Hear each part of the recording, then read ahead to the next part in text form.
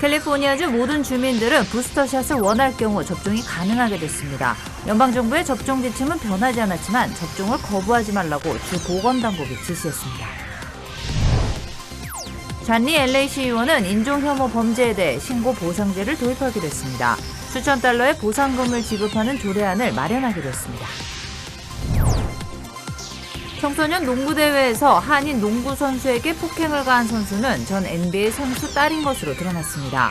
당시 경기 심판은 가해 선수의 어머니가 폭행을 가하라고 말한 사실도 폭로했습니다. 시카고 총영사가 금지된 일상식을 지시했다는 주장이 제기돼 또다시 논란이 오고 있습니다. 김영석 총영사는 이미 공간 직원에게 사적인 일을 시킨 혐의로 감사를 받았습니다. LA 지역 가솔린 가격이 갤런당 $5 시대에 진입했습니다. 당분간 유가 상승은 계속될 것으로 예상됐습니다.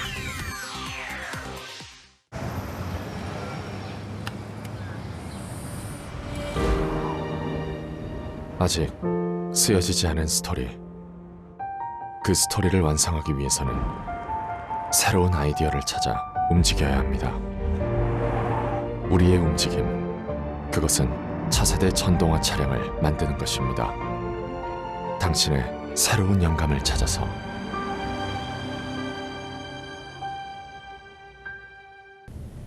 인플레이션 우려에도 오늘 뉴욕 증시는 상승했습니다. 나스닥 지수는 1%나 올랐습니다. 관련 소식은 잠시 뒤에 전해드리겠습니다. 캘리포니아주에 거주하는 주민 모두는 당장 부스터샷 접종이 가능한 것으로 나타났습니다. 연방 방역당국의 지침은 변함이 없지만 접종을 원하는 사람을 거부하지 말라는 것이 주와 카운티 보건국의 방침입니다. 앞으로 부스터샷 백신 접종을 희망하는 캘리포니아 주민은 그 대상이 아니더라도 받을 수 있게 될 전망입니다. 캘리포니아주 보건국은 오늘 주민이 부스터샷을 희망하는 경우 접종소는 이들을 돌려보내지 말고 접종해줄 것을 서한을 통해 당부했습니다. 대상이 확대된 것은 아니지만 본인이 원한다면 접종소는 이들을 거부하지 말라는 뜻으로 풀이됩니다. 추수감사절 연휴를 앞두고 모임이 잦아드는 겨울 시즌에 접어들면서 추가 접종이 필요하다는 게 보건국의 설명입니다. If you think you will benefit from getting a booster shot, I encourage you to go out and get it. Supplies available. There are many sites across the state, thousands of sites, in fact, available today to help provide you your booster. It's not too late to get it this week. Get that added protection for the Thanksgiving gatherings that you may attend. 모더나나 화이자는 백신 접종 완료일로부터 6개월, 얀센 백신은 2개월이 지난 후부터 부스터샷 접종이 가능합니다. LA 카운티도 마찬가지입니다. 카운티 보건국은 주 보건국의 방침을 적극 지지한다며 모든 주민들에게 부스터샷 접종을 강력히 권고했습니다. 역시 바이러스가 활성화되고 모임이 잦아지는 겨울에 접어들기 때문에 부스터샷이 더욱 필요하다는 설명입니다. 지금까지 부스터샷 접종을 받은 65세 이상 캘리포니아 주민은 34%, 18세 이상 주민은 14%에 불과한 것으로 나타났습니다. 부스터샷은 백신을 제공하는 약국이나 병원 등에서 가능하며 백신 접종 카드 원본을 지참해야 합니다. 백신 추가 접종에 대한 합병증 우려 일부 한인들 사이에도 나오고 있습니다. 전문가들은 모더나의 접종 용량이 화이자보다 더 많기 때문에 합병증 발생이 다소 높은 것으로 보고 있습니다. 계속해서 조동찬 의학 전문 기자입니다. 내년 코로나19 백신 관련 예산안 국회 심사 참고 자료입니다. 다양한 백신 확보를 위해 아스트라제네카 구매 예산을 확보하지 않은 복지위원 의견에 질병청은 수용 곤란이라고 답했습니다.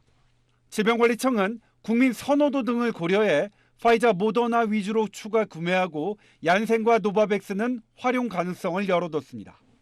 아스트라제네카 측은 한국이 추가 구매하지 않으면 SK바이오사이언스와 맺은 위탁 생산 계약을 연장하지 않을 수 있다고 SK바이오사이언스는 협의 중이라고 밝혔습니다. 전문가들 사이에선 백신의 다양성과 만일의 사태에 대비해 어느 정도 확보하자는 의견과 수급의 문제가 없을 거란 의견이 맞서 있습니다. 내년 추가 접종 주요 백신인 모더나는 젊은 남성의 심장합병증 문제가 논란입니다. 프랑스 보건국 조사 결과 12에서 29세 남성 접종자 10만 명당 심장합병증이 파이자는 2.7건, 모더나는 13.3건, 둘 다 희박한 편이지만 모더나가 5배 높습니다. 모더나의 접종 용량이 파이자보다 더 많기 때문으로 추정됩니다. 1회 투여 분석 mRNA 양이 모더나는 100마이크로그램으로 파이자 30마이크로그램에 비해 3배가 넘습니다. 임상 과정이 상대적으로 짧다 보니까 안전한 용량에 대한 부분들은 효과가 있는 용량에 비해서는 좀 아는 게 적지 않나. 핀란드, 노르웨이, 스웨덴 등은 30세 이하 남성에서 모더나 접종을 금지했고, 일본은 모더나 접종 후 심장합병증이 나타난 사람은 그 다음 접종은 화이자로 결정했습니다. 질병관리청은 모더나 심장합병증이 1차보다 2차 때 3, 4배 많은 만큼 이 부분을 면밀히 들여다보고 있다고 밝혔습니다. SBS 조동찬입니다.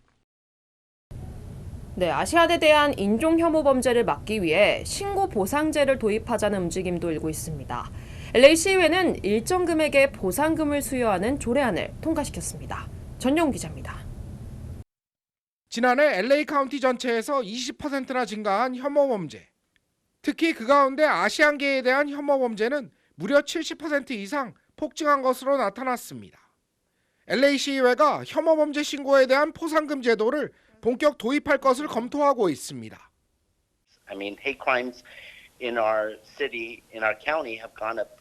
I believe it's close to 20% last year, and anti-Asian hate crimes increased by 76%. So I just thought we need to bring every tool we have. 조례안을 추진하고 있는 존 리 시의원은 실제 벌어지는 혐오 범죄보다 신고 건수가 턱없이 낮은 점을 지적하고 있습니다. 낙서나 공공기물 파손을 신고하면 최고 $2,000를 포상하는 현행 시정부 프로그램을 혐오 범죄에까지 확대하겠다는 겁니다. Think more along the lines of our graffiti rewards program, that when you see it happen, it won't be an individual motions that we put in. It will just be a hotline, and if your information helps us lead to an arrest, you know, if we will pay that reward out. 혐오 범죄 신고 보상제는 오늘 시의회가 검토 방안을 만장일치로 통과시키면서 세부 규칙을 마련해 도입이 추진될 전망입니다. LA에서 SBS 전영웅입니다. 네, 지난 일요일 청소년 농구 시합에서 한인 선수를 폭행한 선수는 전 NBA 코린 벤저민의 딸인 것으로 나타났습니다. 당시 코트에 있던 심판은 딸의 어머니가 폭행을 부추겼다고 폭로해 논란은 확산되고 있습니다. 이사명 기자입니다. 전 농구 선수의 딸이 한국계 선수를 폭행해 충격을 주고 있습니다. 전 프로농구 선수 코리 벤저민의 딸은 오렌지 카운티에서 열린 청소년 농구 시합에서 한국계 선수를 가격한 것으로 드러났습니다. 폭행 가해자는 3점 슛을 시도하고 옆에 있던 한국계 선수에게 걸려 넘어졌습니다. 넘어진 가해자 선수는 갑자기 힘을 다해 주먹을 휘둘렀습니다. 경기장에 있던 심판이 가해자 어머니가 폭행을 부추겼다고 폭로하면서 논란은 더 커지고 있습니다. 코리 벤저민의 딸의 폭행에 대해 비난이 거세지면서 공식 사과문까지 발표했습니다. 아버지로서 딸의 행동이 실망스럽다며 실수를 바로잡고 행동에 책임질 수 있도록 하겠다고 사과했습니다.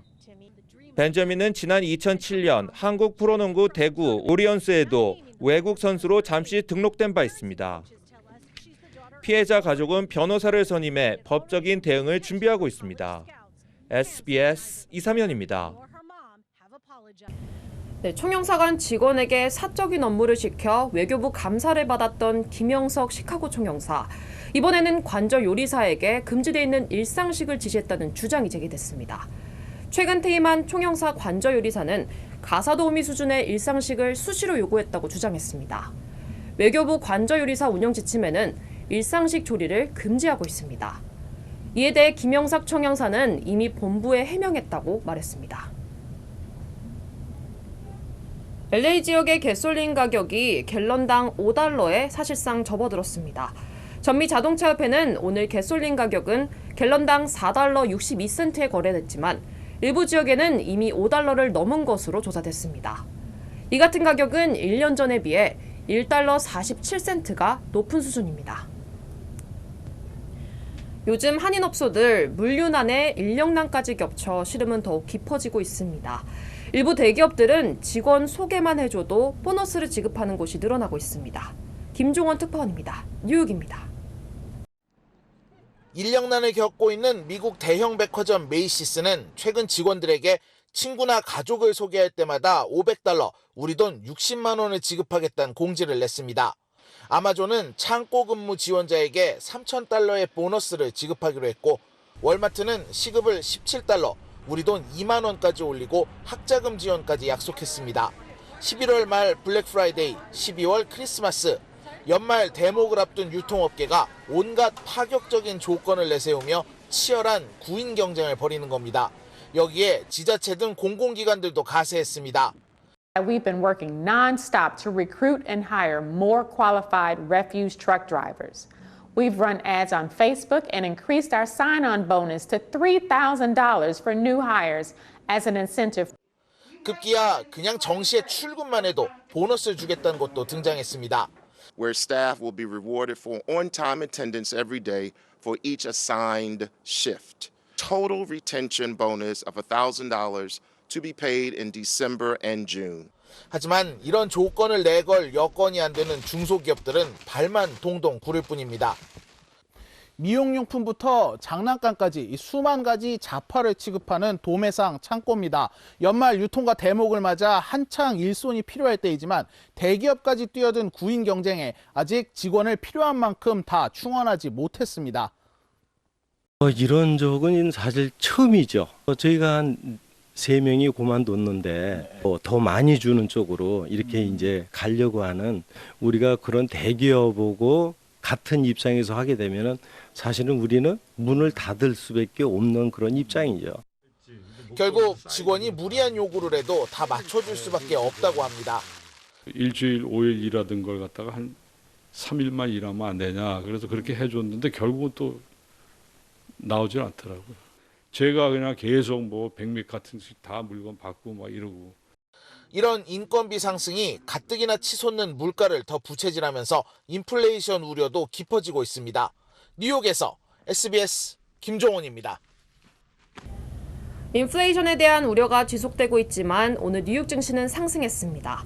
나스닥 지수는 1%, 다우 지수는 0.50% 올랐습니다. 소비자 물가가 6.2%나 급등했지만 최고치에 왔다는 분위기가 확산됐습니다. 인플레이션에 대한 불안도 조금씩 완화되고 있는 것으로 투자자들은 보고 있습니다. 노동시장도 다소 안정돼 가고 있다는 평가도 나왔습니다. 네, 다음 소식 전하겠습니다. 넷플릭스와 애플 TV에 이어 오늘부터는 디즈니 플러스도 한국 시장에 진출했습니다. 한국의 글로벌 OTT 업체들이 진출하면서 한국 업체들은 더욱 큰 위기를 맞게 됐습니다. 김민표 기자입니다. 새벽 0시부터 국내에서 디즈니 플러스 공식 서비스가 시작됐습니다. 콘텐츠 왕국답게 디즈니와 마블, 스타워즈 등 이른바 킬러 콘텐츠가 많다는 게 최대 무기입니다. 앞서 지난 4일에는 애플 TV 플러스가 상륙했습니다. 이로써 넷플릭스가 독주하던 국내 OTT 시장은 3파전으로 재편됐습니다. 가입자 유치 경쟁뿐 아니라 K 콘텐츠 확보를 위한 경쟁이 불가피해졌습니다.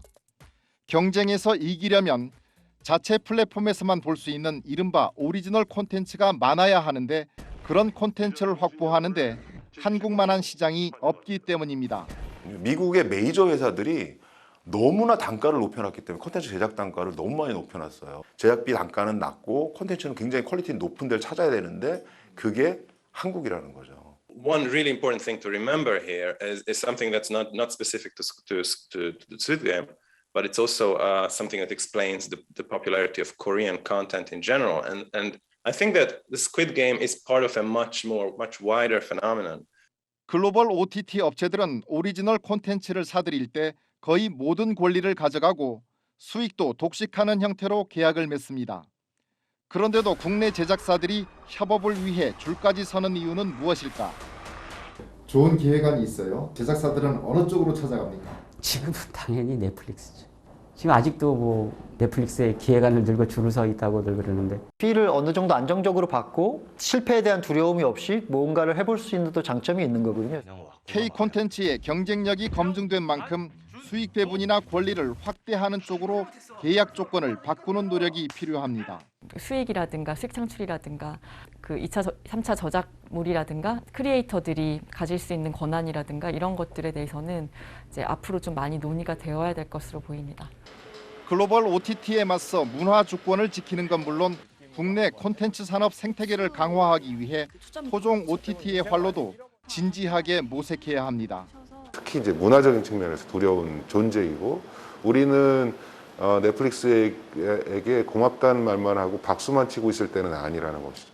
글로벌 OTT가 콘텐츠 시장을 잠식하면서 국내 업체들은 위기감이 커지고 있습니다.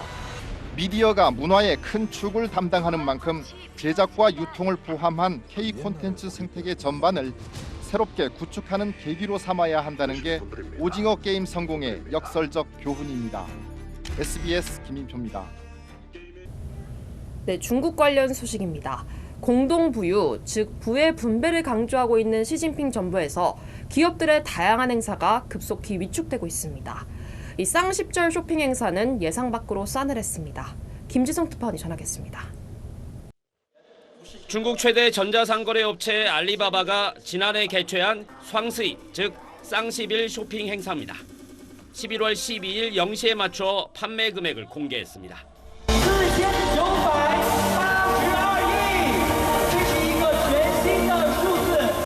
하지만 올해는 달랐습니다. 내외신 기자들을 초청한 대규모 행사도 없었고 실시간으로 발표하던 매출액 공개도 보도자료로 대체했습니다. 알리바바의 올해双十一 행사 매출액은 99조 7천억 원, 지난해 대비 8.4% 증가하는 데 그쳐 전년도 증가율 85.6%에 크게 못 미쳤습니다. 지난 2009년 첫 쇼핑 축제가 시작된 이후 한 자릿수 증가율을 보인 것은 처음입니다. 알리바바는 매출 성장보다는 사회적 책임을 강조하고 나섰습니다. 21年的10月也开始推出了就是一个长辈版的一个服务的内容。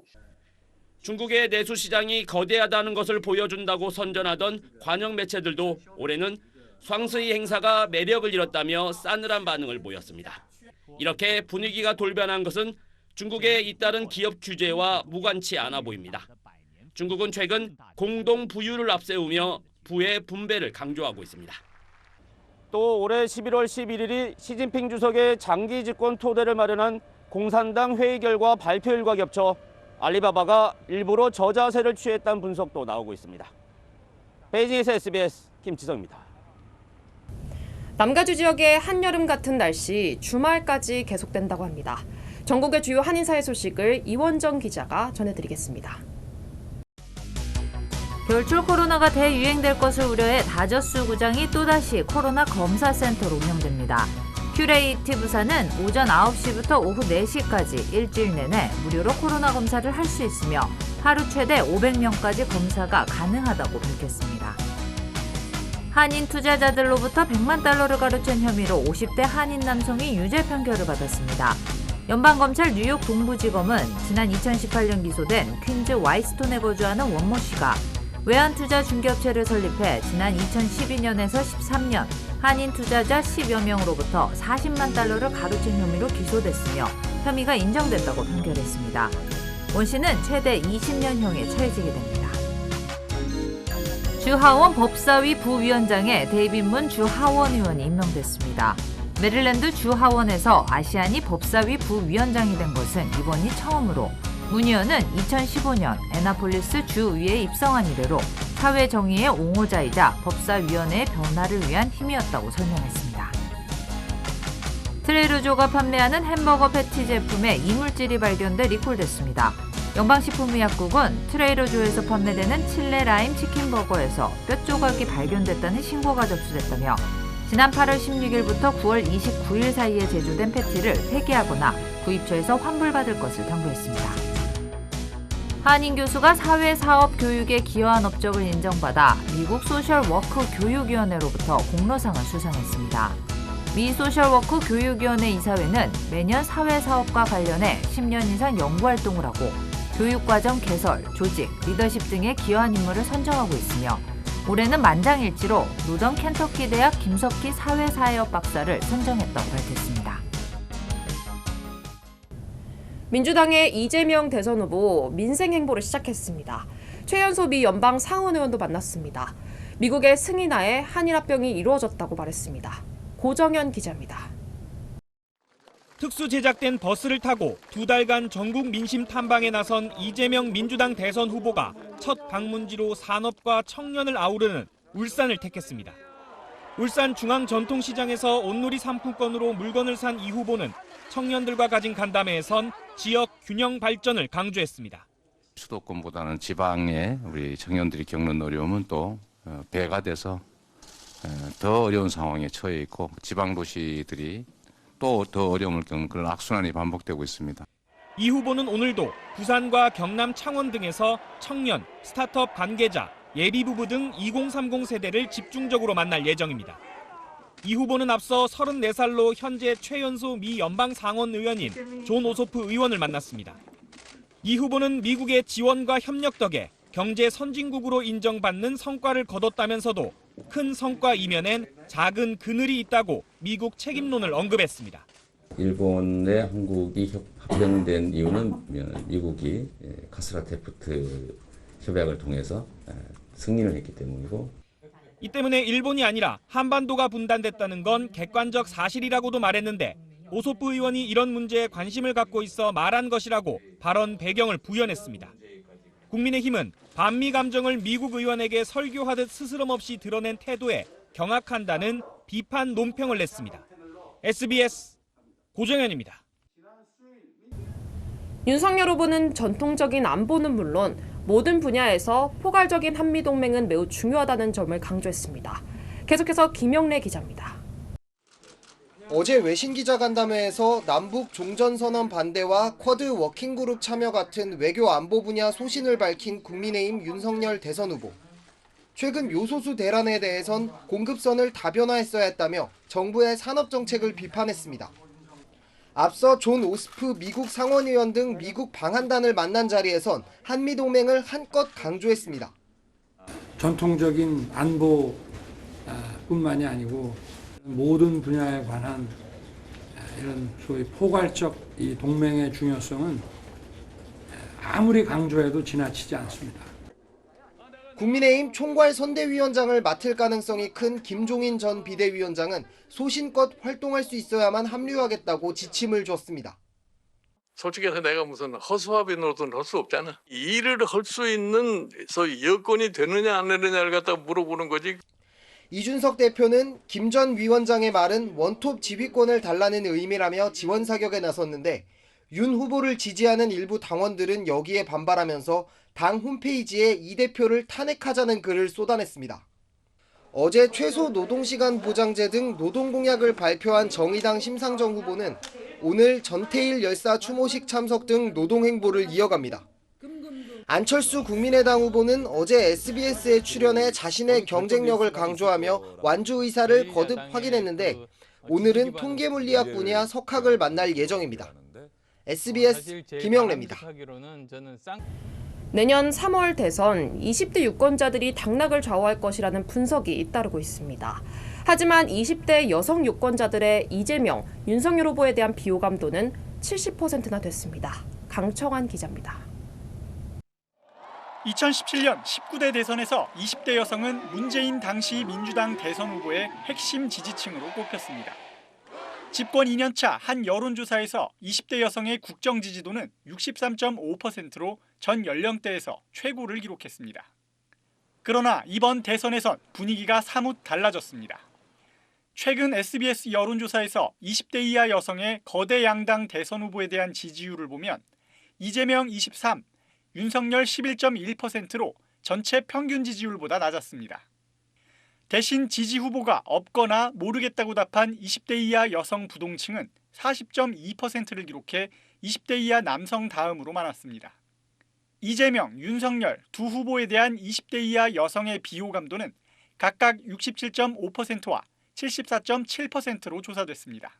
두 분 다 좋은 소리는 못 들어본 것 같아서 사실 누굴 뽑아야 될지도 잘 모르겠어요, 이번에. 이 후보는 선택적 모병제, 윤 후보는 여성가족부 개편 등 20대 남성의 표심을 겨냥한 듯한 정책 구상을 내놓고 있습니다. 반면 20대 여성의 표심을 잡으려는 노력은 상대적으로 부족하다는 지적입니다. 지난 대선에서 20대 여성은 50대 남성보다도 투표율이 높았습니다. 어떻게 그 정치적인 영향력을 발휘해서 나의 일상의 안정과 평온과 뭐 이런 것들을 도모해 줄 수 있는가 관심이 있다라는 측면에서 생활 정치라고 하는 거잖아요. 이런 거에 가까운 세대다. 후보들이 내놓는 공약 등에 따라 표심이 언제든 한쪽으로 쏠릴 수 있다는 전망도 가능합니다. SBS 강청원입니다. 이재명 후보의 부인이 낙상 사고를 당해 병원으로 이송할 당시 근무했던 119 구급대원들. 퇴근한 뒤에도 다시 소방서로 불려나가 질책을 받은 것으로 드러났습니다. 보고를 하지 않았다는 게 이유라고 합니다. 김상민 기자입니다. 자택에 있던 이재명 후보의 부인 김혜경 씨가 다쳤다는 신고가 들어온 시각은 나흘 전 새벽 1시쯤. 경기 분당소방서 소속 119 구급대원 3명은 10분 만에 현장에 도착해 김 씨를 근처 병원으로 옮겼습니다. 대원들은 야간 근무를 마치고 오전 9시에 퇴근했는데 다시 소방서로 불려가 고개를 숙여야 했다는 주장이 직장인 익명 게시판에서 제기됐습니다. 소방관으로서 의무를 다했는데 관련 보고를 하지 않았다는 이유로 죄인처럼 조사를 받았다는 게 이해되지 않는다는 내용이었습니다. 논란이 불거지자 경기도 소방본부가 분당 소방서 관계자를 상대로 진상 파악에 나섰습니다. 본부 조사에 따르면 분당 소방서 지휘부는 소방의 날 행사가 끝난 뒤인 정오쯤 3명의 소방관을 불러들였습니다. 야간 근무를 마치고 퇴근한 지 3시간 만이었습니다. 질책은 약 30분간 이어진 걸로 파악됐습니다. 질책을 한 내용이 정확히 뭐에 대해서 질책을? VIP 보고 안 했다고. VIP 이송 보고 안 했다고. 본부 측은 VIP 관련 동향 보고를 상급기관에 해야 할 의무가 없어 소방서 쪽에 책임을 물은 일도 없다고 해명했습니다. 이재명 후보도 당시 복장을 갖추고 있던 데다 부부의 신분을 끝까지 말하지 않아 자신을 알아보지 못했을 거라며 대원들을 질책하지 말라는 입장을 냈습니다. 경기도 소방본부는 분당 소방서 지휘부에 주의 조치를 내리기로 했습니다. SBS 김상민입니다. 도이치모터스 주가 조작 의혹의 주요 인물인 권오수 회장에 대한 구속영장이 청구됐습니다. 검찰이 조만간 윤석열 후보의 부인 김건희 씨를 소환할 수도 있다는 예상이 나왔습니다. 원종진 기자입니다. 권오수 도이치모터스 회장을 피의자 신분으로 2차례 불러 조사한 검찰은 어제 구속영장을 청구했습니다. 권 회장은 배임과 횡령 혐의도 받고 있지만 구속영장엔 주가 조작 혐의만 적용한 걸로 알려졌습니다. 검찰은 지난 2009년부터 2012년 사이 도이치모터스 주식 시세 조정을 통해 부당 이익을 챙긴 의혹에 권 회장이 핵심 역할을 한 것으로 보고 수사를 이어왔습니다. 함께 가담한 혐의로 이른바 주가 조작 선수로 알려진 김모 씨 등 3명도 구속 기소한 상태입니다. 검찰은 기소된 공범들의 주가 조작 뒤에 권 회장의 지시가 있었다는 결론을 내린 것으로 파악됐습니다. 검찰은 공범들의 공소장에 권 회장과 공모에 여러 차례 통정매매나 가상매매, 현실거래 등이 이루어졌다고 적시하기도 했습니다. 검찰은 권 회장 신병을 확보하고 윤석열 후보의 부인 김건희 씨의 연루 의혹에 대한 수사도 이어갈 것으로 전망됩니다. 김 씨는 주가 조작 세력과 돈 거래를 해 이른바 전주 역할을 했다는 의혹을 받고 있습니다. 다만 김 씨에 대한 검찰 조사는 순탄치만은 않을 것으로 보입니다. 돈 거래 시점이 공소시효가 지났다는 논란이 있고 김 씨와 직접 돈 거래를 한 것으로 알려진 주가 조작 선수 이모 씨가 지난달 6일 구속심사를 앞두고 잠적한 상태이기 때문입니다. SBS 원종진입니다. 네, 여성가족부 차관 등 공무원 2명이 검찰에 고발당했습니다. 민주당 대선 공약에 활용할 자료를 제공한 혐의를 받고 있습니다. 강민우 기자입니다. 중앙선거관리위원회는 김경선 여성가족부 차관 등 여가부 공무원 2명을 공직선거법 위반 혐의로 대검찰청에 고발했습니다. 앞서 하태경 국민의힘 의원은 여가부가 민주당 정책연구위원회에게서 대선 공약에 활용할 자료를 요구받고 각 실과 국에 정책 공약 초안 작성을 요청했다는 의혹을 제기했습니다. 특히 김 차관이 공약 관련 회의를 지난 7월에 주재했다는 의혹도 나왔는데 김 차관은 공약과는 무관한 회의였다고 주장했습니다. 공약 회의가 아니라는 거를 계속 말씀을 드렸고 이 회의의 본질은 저희가 4월부터 해온 중장기 정책과제 회의의 일환이었습니다. 하지만 선관위는 김 차관 등이 공무원이라는 직무와 지위를 이용해 특정 정당의 공약에 쓰일 자료를 작성하고 제공하는 등 선거운동 기획에 참여하고 선거에 부당한 영향력을 행사했다고 봤습니다. 공직선거법상 공무원의 정치적 중립 의무 위반이라는 판단입니다. 여가부는 이에 대해 문제가 된 회의에 선거법 위반 사실이 없었음을 충실히 소명했다면서 앞으로 검찰 수사에서 의혹이 해소될 수 있도록 협조하겠다고 밝혔습니다. 선관위는 지난달 25일엔 대선 공약 발굴을 내부 직원에게 지시했다는 의혹을 받고 있는 박진규 산업통상자원부 1차관을 검찰에 수사 의뢰했습니다. SBS 강민우입니다.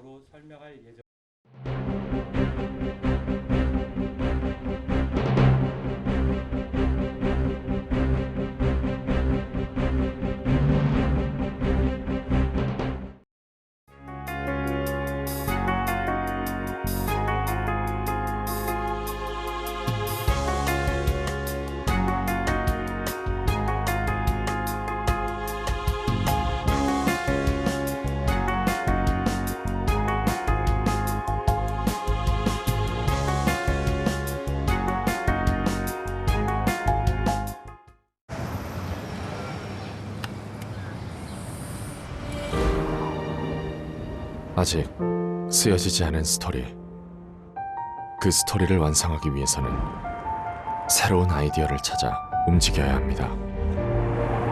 우리의 움직임, 그것은 차세대 전동화 차량을 만드는 것입니다.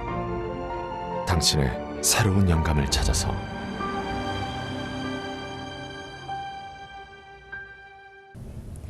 총영사 아들의 운전면허증 발급을 도와준 것, 관저 요리사가 일상식을 조리한 것, 누가 들어도 모두 공적인 업무가 아닙니다.